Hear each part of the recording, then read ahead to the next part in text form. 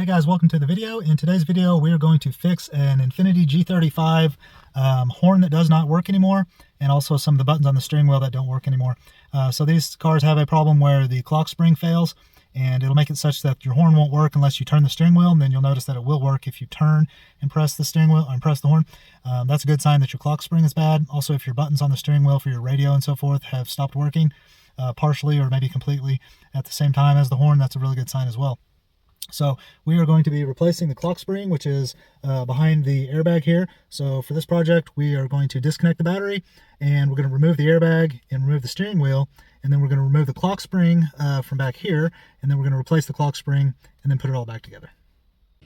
All right, so first up, you need to disconnect your battery, and it's just a 10mm nut here on the negative battery post.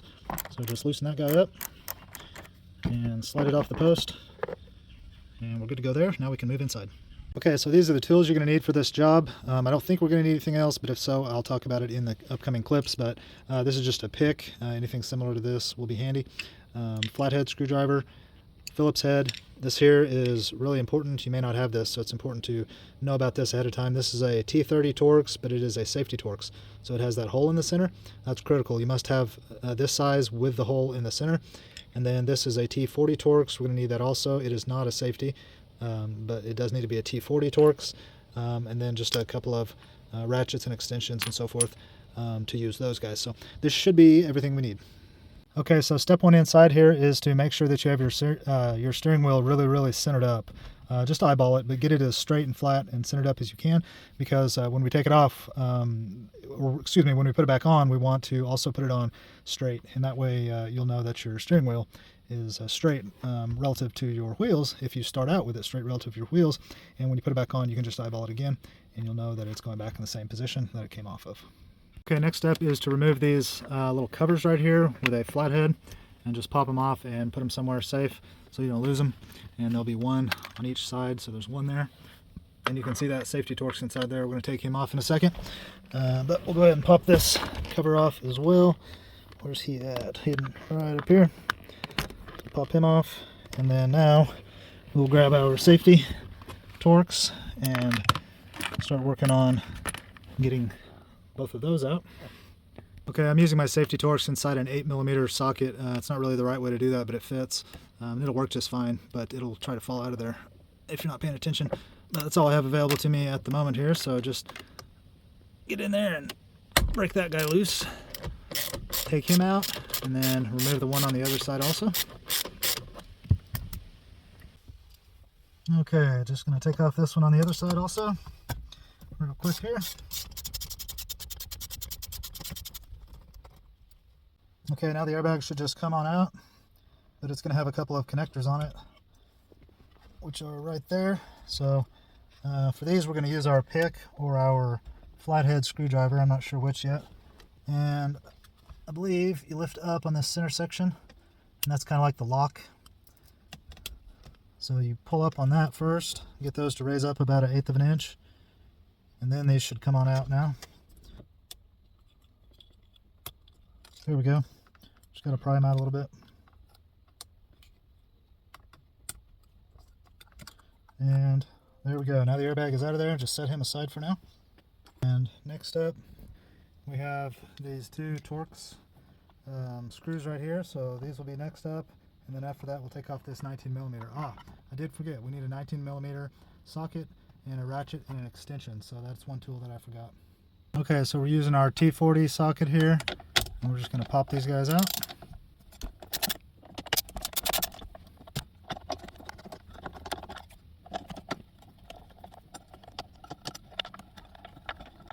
Okay, there we go.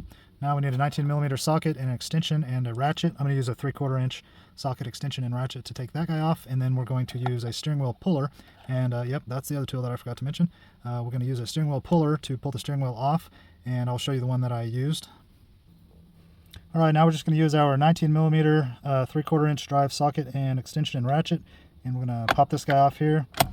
He may be on there pretty tight, so you're going to have to grab the steering wheel with one hand, possibly, and torque him loose with the other hand to get him to break free. Okay, he just comes out like that. So next up, we want to disconnect this connector right here. This is just a ground wire. It's a spade connector, just pops off like so. And then now we want to use our pick or something similar to reach in here, and we want to push in right here. There's a locking tab, so you want to push in right there with one hand and pull out on the whole connector with the other hand, and you should come on out of there. Yep, just like so.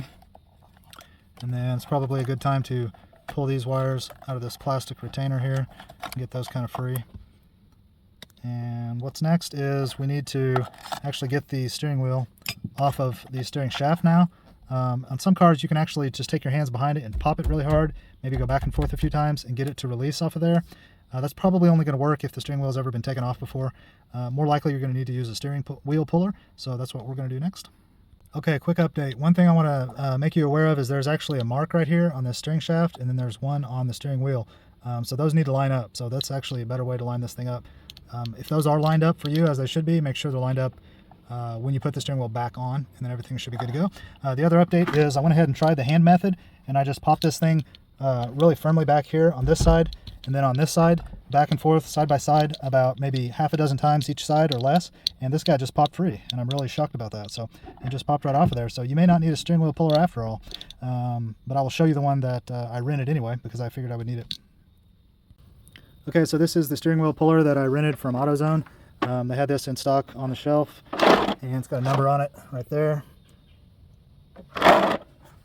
And it's a kind of a universal deal, so it's got a lot of parts in here you won't need, but this was like $44 to rent it, and they give you all your money back when you take it back, so it's actually free. So it works out pretty good. I love renting tools.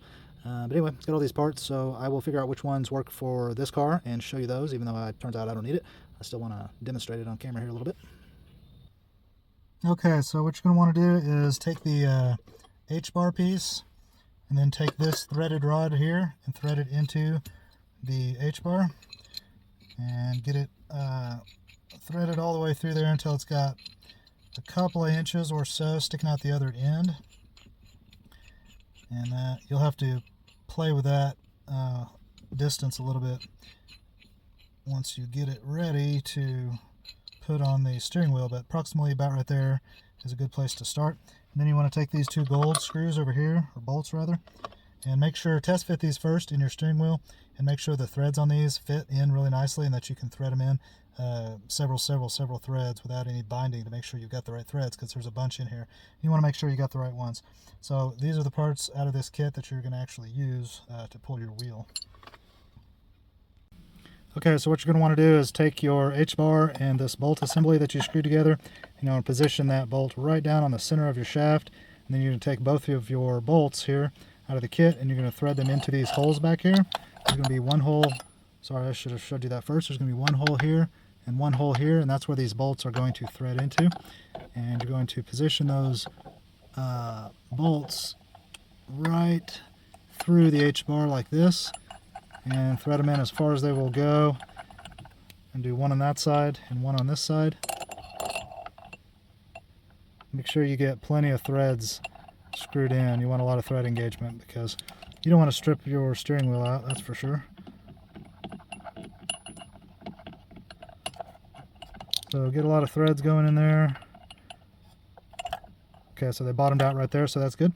And then you just want to turn this big bolt right here to the right, like you're tightening, and that'll pull that H-bar up towards you. And what that will do is it'll drive the steering wheel off. So you're going to use a ratchet in the appropriate size socket for this right here, or you could use a wrench too. You're just going to turn that really hard until it forces the steering wheel off, and that's all there is to a steering wheel puller. Pretty simple. Okay, now the steering wheel should just come right off, and you'll want to kind of feed the wires through that direction as you pull the wheel off this direction.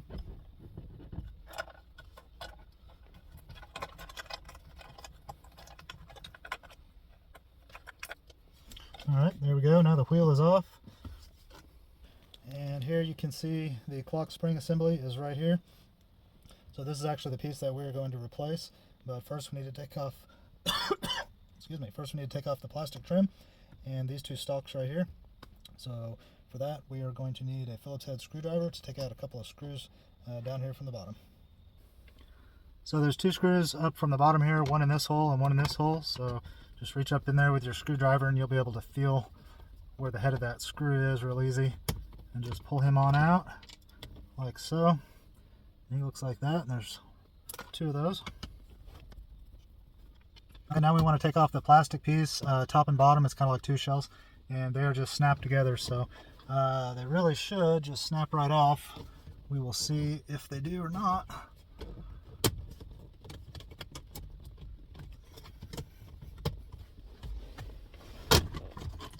So there's the top half, just popped right off for us.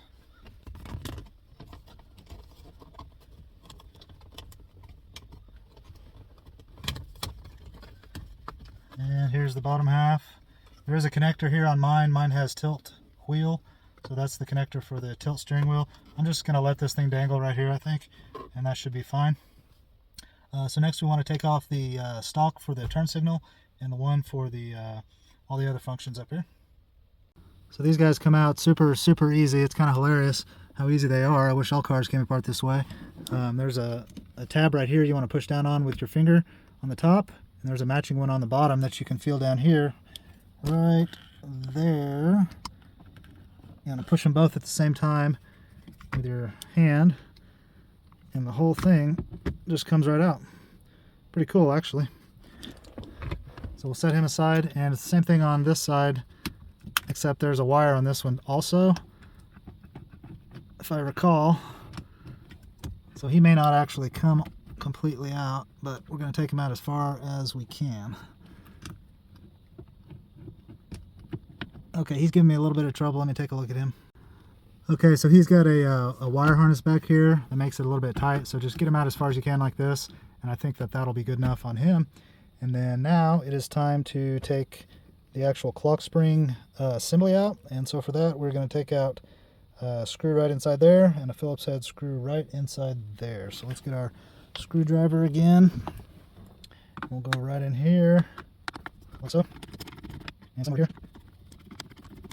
I do think we have some wiring harnesses to disconnect though still. I think we have to. Okay, so we want to disconnect all three of those wiring harness connectors. Just basic wiring connector stuff here. You just got to find the safety latch, which is right here on this one, and you want to push in on him right there as you pry the whole connector loose. But I can't do everything with two hands, so I'm going to have to let you do that on your own. I'm just going to point out where the connectors are. So this one here, you want to push up right there and pry him out, and same on here, you want to push up right there, and then the connector can be pried out right there. So take out 1, 2, and 3 connectors, and then we'll be good to go to remove the clock spring. Okay, with those 3 wiring harness connectors disconnected, the whole thing should come out. You may have to wrestle with this guy a little bit. He should come off here now. Yep. And there we go. Now we're going to go over to the workbench and take a look at this guy. Okay, so here's our old one and here's our new one. So we want to transfer over this black piece right here to the new one by taking out these 3 screws right here. 1, 2, 3.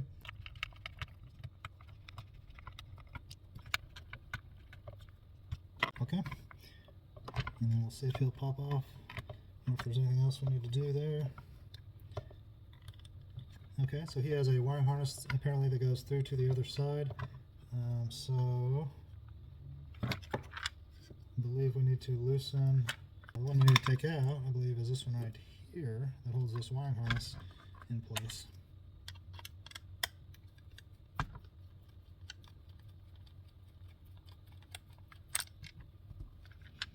Yeah, that's the one. Because he holds that wiring harness in place, so then they are free from each other at that point. And we should now be able to transfer this guy over to the new piece. Okay, there we go. So the trouble was this black ring right here can rotate a little bit, and it was slightly out of rotation, so it needs to line up with a slot. It's to line up with that slot in the white piece down there. So rotate him just a little bit, get him to line up, and then put the screws back in, and that really should be it for this piece, and then it should all be able to go back in the car.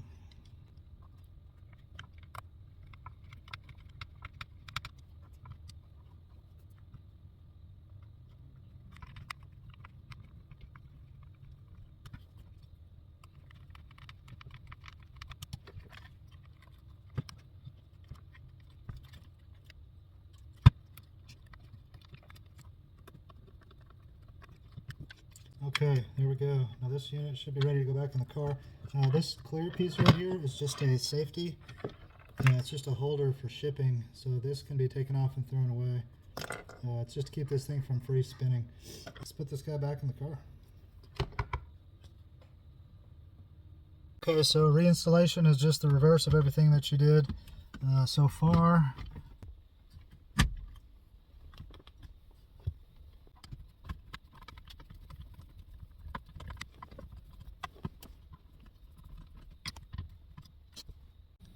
Okay, now just take your stalks and slide them back in where they were.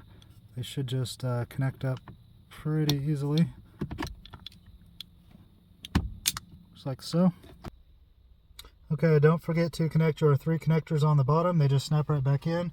And then it's time to install the steering wheel. And you want to feed your wires back up through the center of the wheel like they were originally.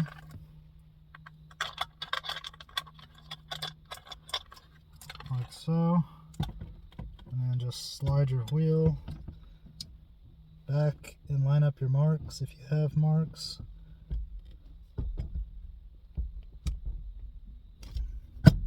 Just like that. Get your wires back in the little clips and retainers that they were originally in.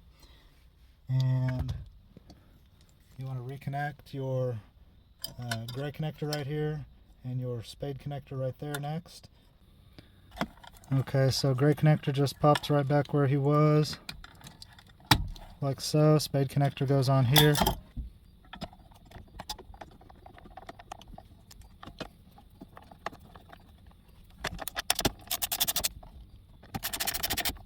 Okay, so got those screws in there nice and tight. We're connected here. I want to put your wiring harness back in the little retainer piece so that it doesn't bind up on the airbag or anything, and then get these in their little retainer slot as well. And then next up we'll be putting on the big nut right there. So let's just go ahead and do that real quick. And you want to grab your big 3/4 inch ratchet and socket and extension. Get him torqued down there nice and tight.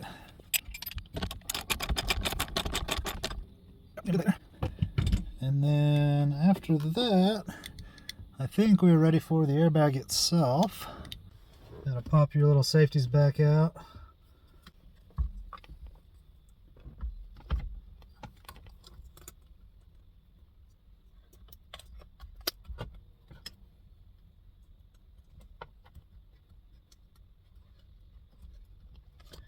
Okay, so we got those reinstalled right there, plugged into their respective color-coded sides.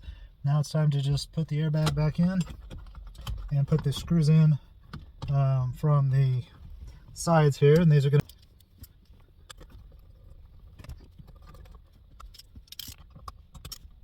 And then you want to pop back your little cover piece back on there.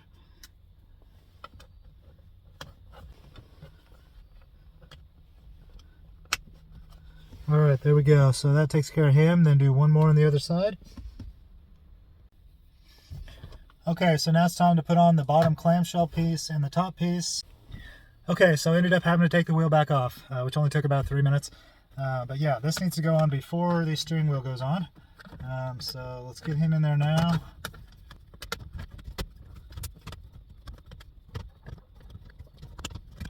Okay, so what happens like that, and then top half. There's the top half, so he should clip right on. And they kind of snap into each other.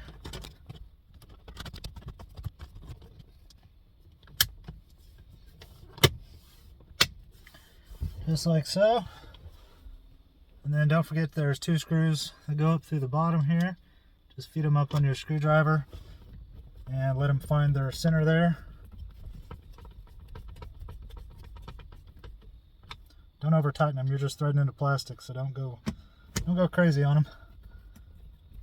All they're holding is the plastic to some plastic basically. So that'll be good enough. Okay, so that's done. Now it's time to put the wheel back on and get us caught back up to where we were a minute ago. Okay, so we're back together. We got the top cover on, Airbag's in and all sealed up and tightened up, and bottom clamshell is on, so there's nothing left to do but to reconnect the battery and test out the horn and see how she does. So let me go get the battery reconnected, and then we'll see if our functions work again. Okay, so we got the ignition on and everything is lit up and things seem to be basically okay. Let's go ahead and fire it up. And let's see if the horn works. Yes sir, it does. Horn works. Very nice. Also, all the backlights have started working again on both sides. So these backlights were not working for the longest time. And also the radio, which is this one here, it would only go volume up, it wouldn't go volume down. Or maybe it was down, it wouldn't go up, I can't remember, but I believe that's probably fixed. I guess we could test that out real quick here. Here we go. Okay, so let's try the volume and see what happens here. Okay, there's volume up. And there's volume down. Alright guys, so this is a success. Everything seems to be working just fine. Horn works, backlights work, and the volume works. So I'm going to call that a win. Let me know if you have any questions. Thanks for watching. Give me a thumbs up and ask questions down below if you have any. Thank you guys. Oh, by the way, I'll drop a link in the comments or in the description to where I purchased the clock spring. Thank you.